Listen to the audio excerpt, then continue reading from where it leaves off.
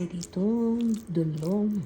Ayan, nahugasan ko na po ito. Tapos, nilagyan ko po siya ng bawang at saka po paminta at saka konting asin. Ayan, pinaghalo-halo ko lang po yun. Tapos, ngayon, gumawa na rin ako ng ating dahon. Ayan, yung ating dahon na pagpapaisan. Papais po kasi tayo ng dulong. Ngayon, kailangan ay walang butas po yung ating paglalagyan. So, ayan po, gumawa tayo. Madali lang naman po gumawa niyan. Ayan, dalawang ganito. Tapos, ayan, 2 pirasong ganyang haba. Tapos, ikaganan mo lang siya. Tsaka yan. Tapos yan. Ayan. At meron na tayong paglalagyan ng ating dulong.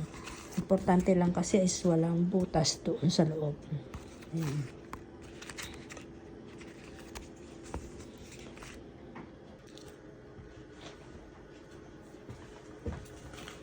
So, ito na yung ating dahon. Tapos, ilagay na natin yung ating dulong dito sa loob.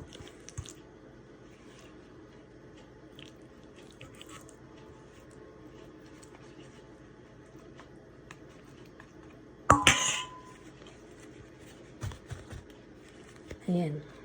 Nasa loob na po yung dulong natin. Tapos, gagawin naman natin ay ating pong itutupi. Ayan. Ayan. Nakabalot na yung ating dulong.